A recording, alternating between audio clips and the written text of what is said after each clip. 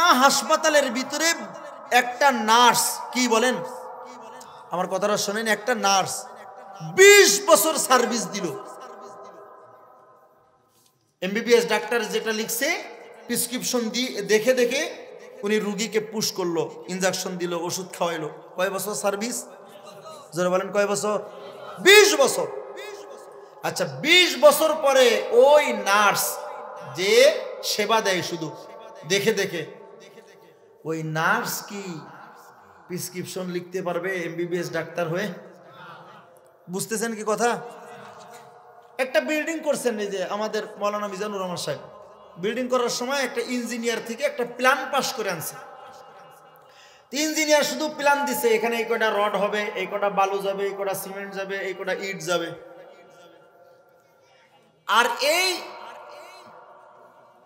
প্ল্যানটা একজন ইঞ্জিনিয়ারের সহকর্মী হিসেবে কম্পিউটারের ভিতরে আঁকছে।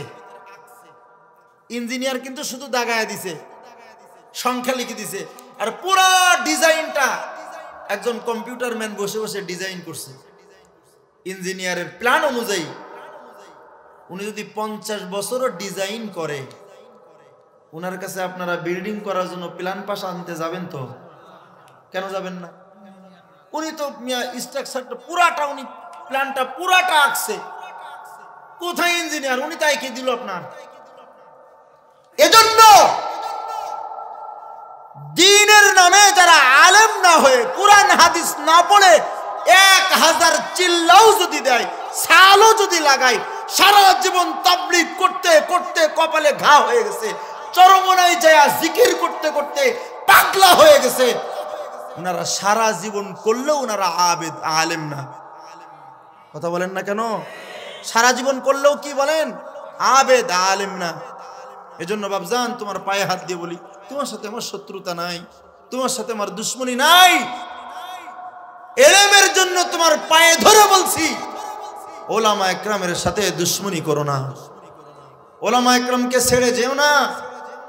এদিকে শোনো, 16 বছর পর্যন্ত ফ্যাসিস্ট সরকার শেখ হাসিনা একদম পার্লামেন্ট থেকে শুরু করে গ্রামগঞ্জ পর্যন্ত প্রত্যেকটা সেক্টরে আওয়ামী লীগ, যুবলীগ, কৃষক লীগ, পুলিশ লীগ, সব লীগ লীগ লীগ দিয়া পুরা দুনিয়া সাজাইছে।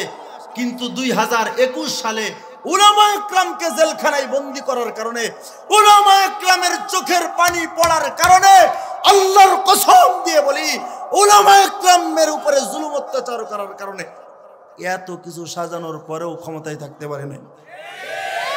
উলামা ইকরামের সঙ্গে বেয়াদবি করার কারণে, উলামা ইকরামের সঙ্গে বেয়াদবি করার কারণে।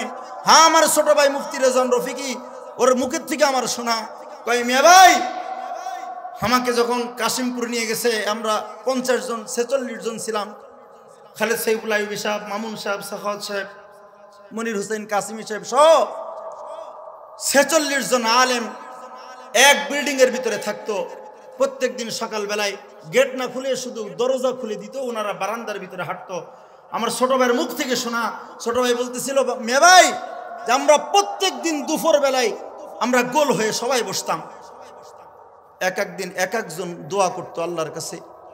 আমরা যখন সবাই 46 জন আলেম যখন কারাবন্দি অবস্থায়, পরিবারের সাথেও কথা বলতে পারি না, মনের ভিতরে কষ্ট সন্তানের জন্য। সাখাওয়াত সাহেবের বাবা মারা গেছে, বাবার দাফনটা পর্যন্ত করতে পারে নাই, শুধু জানাজা পড়ে চলে আসছে।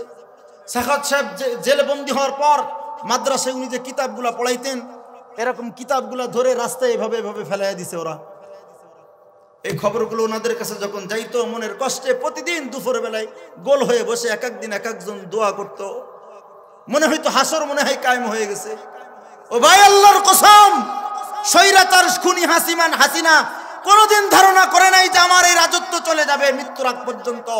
আমার তো মনের বিশ্বাস, খোদার কসম দিয়ে বলি, উলামা ইকরামের সঙ্গে বেয়াদবি করার কারণে আল্লাহ এত দ্রুত গজবের ফয়সালা করেছে। এজন্য তোমাদের পায়ের ভিতরে হাত দিয়ে বোঝা যায়, আলেমদের সঙ্গে দুশ্মনী করো না, আলেমদের সাথে বেয়াদবি করো না। আল্লাহর ফয়সালা হয় এলেমের সাথে দুশ্মনী করলে। এজন্য ভাই, উলামা ইকরামের সাথে থাকবো তো ইনশাআল্লাহ।